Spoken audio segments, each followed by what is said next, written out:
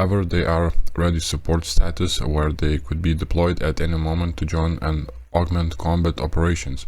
That individual is a self-described Christian who emailed MRFF on behalf of 15 troops that included at least 11 Christians, 1 Muslim and 1 Jew.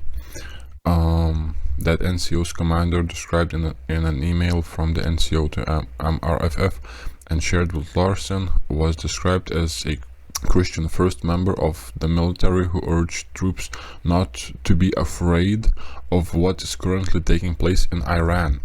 Quote, he urged us to tell our troops that this was all part of God's divine plan, and he specifically referenced numerous citations out of the book of Revelation referring to Armageddon and the imminent return of Jesus Christ.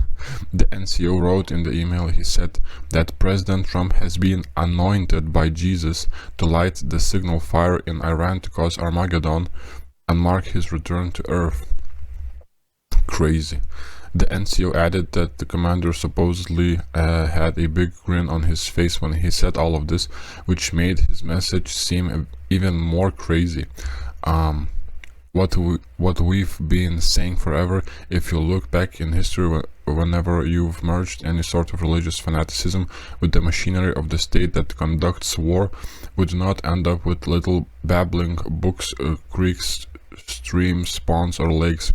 We end up with one thing: oceans and oceans of blood, Weinstein said. As previously reported by military.com, complaints have been submitted to MRFF for months in response to Christian prayer services led by HEXEF being held monthly in the Pentagon and communicated via email correspondence, not only to military personnel but also defense contractors. Why is anybody surprised? HEXEF makes it clear, here's the template that we want, Weinstein said, that fully encourages one of those Christian nationalists, commanders and members of the chain of command, whether they believe it or not, they know it's a way to get ahead, to try to rationalize the mission. Weinstein, a US Air Force veteran, said the mixed messaging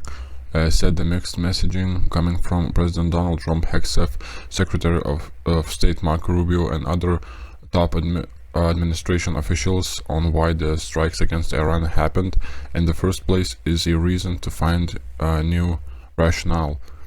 First, it was supposed to be to stop them with their nuclear program, which we apparently supposedly destroyed last summer. Yeah, exactly.